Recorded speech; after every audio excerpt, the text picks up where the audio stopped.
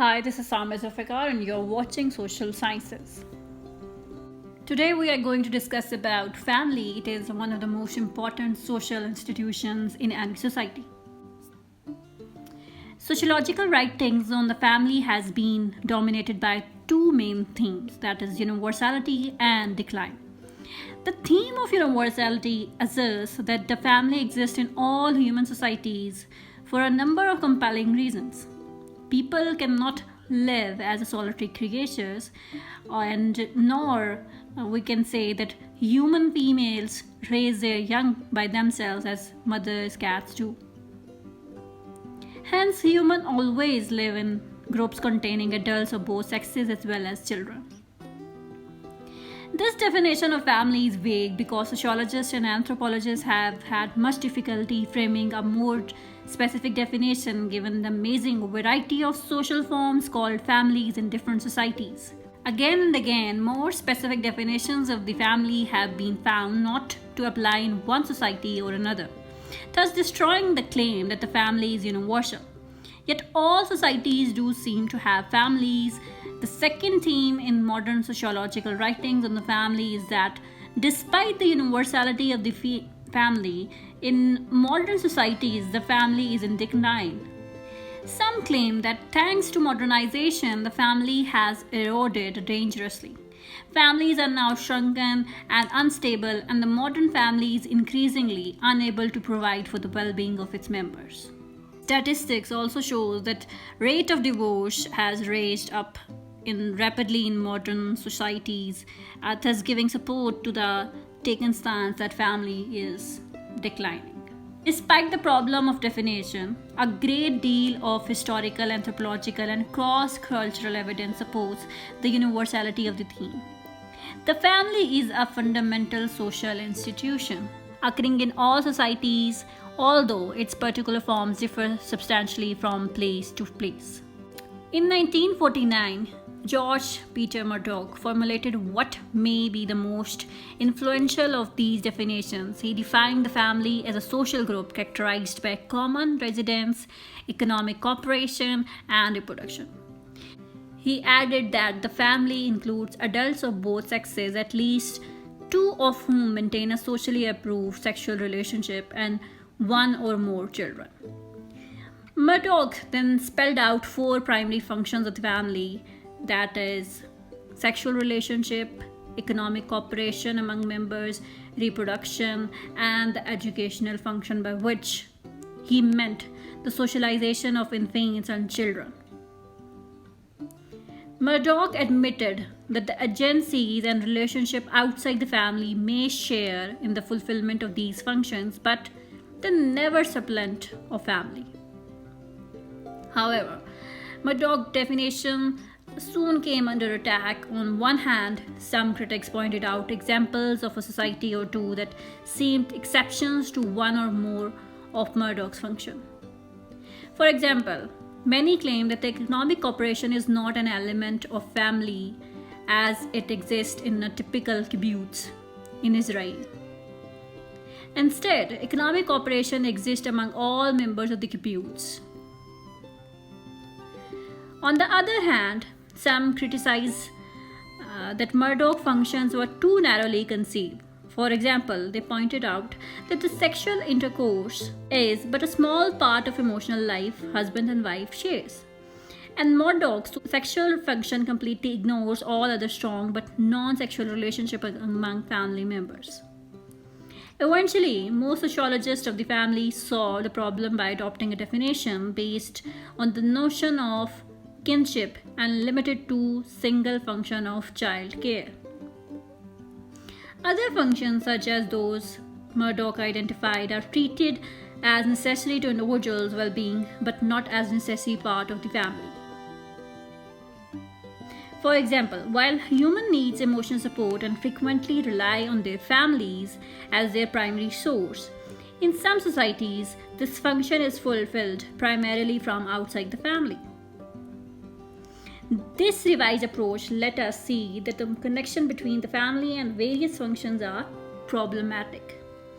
In fact, a major activity of family sociologists is to examine changes over time or variations from one society to another in which functions the family fulfills and how well it does so. The standard definition of the family as a universal human institution is a small kinship structured group with the key functions of nutrients, socialization of the newborn. This definition attempts to specify both who belong to a family and what the family does. We observe that human infants are born so helpless and takes so long to mature that they require an immense amount of nurture. A colt can stand within an hour, run before it a day old. A human infant can learn to walk during its second year and takes many years to achieve physical and mental maturity. Moreover, even in the most primitive societies, there is a great deal to learn before one can adequately fill the role of adult. It is easier to supply such a large amount of nurture if more than one adult is available to provide it. Which is why it is so common and find families that include couples united in marriage, a formal commitment to maintain a long-term relationship involving specific rights and responsibilities. Now we are going to discuss about types of families. There is family of orientation and on the other hand we have family of procreation. The family of orientation tell us about the family into which a person is born. On the other hand, we have family of procreation that describes one that is formed through marriage. These distinctions have cultural significance related to issues of lineages. Now we are going to define what is marriage. Marriage is a legally recognized social contract between two people, traditionally based on a sexual relationship and implying a permanence of the union. On the basis of residence, sociologists classify family into two major categories, that is, nuclear family and extended family. Nuclear family is the family containing only one adult couple, and in the extended families, we have more than one couple. Extended families can be composed in many different ways. For example, they can consist of an adult couple, the grandparents, their children, and the spouses and children of their children. Because people in some cultures often die before they become grandparents, the extended family often contains several brothers, their wives and children, and sometimes unmarried siblings as well.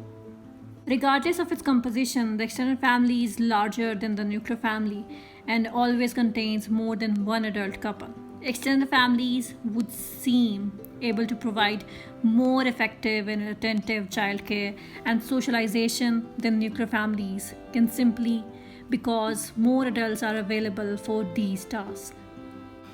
And if we talk about functions of family, we can say that it provides different functions, that is sexual gratification, economic support, emotional support. All societies have norms governing sexual behavior. Some impose very narrow limits on who may engage in sex with whom, when and how. Others have few restrictions within societies. Families tend to play a role in the establishment of sexual norms. In general, the family provides for sexual intercourse between certain members and typically prohibits it between certain other members. Beyond these broad parameters, the link between the family and sexual gratifications varies greatly throughout the world.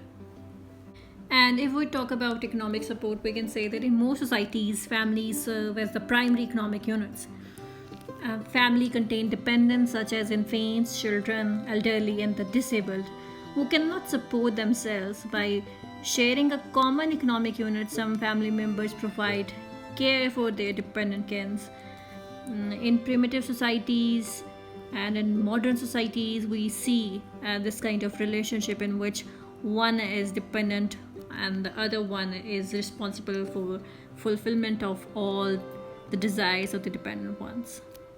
We can see that in many societies, families serve as a primary group for their members, giving people a sense of emotional security, a sense of belonging, and of personal worth.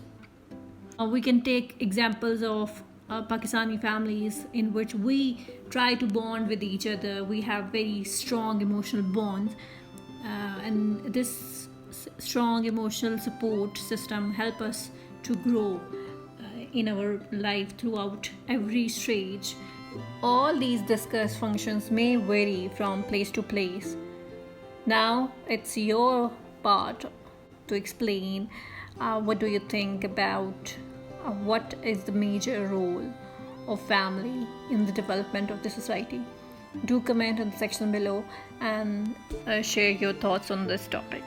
Thank you so much. If you like this video, please like, share and subscribe to my channel.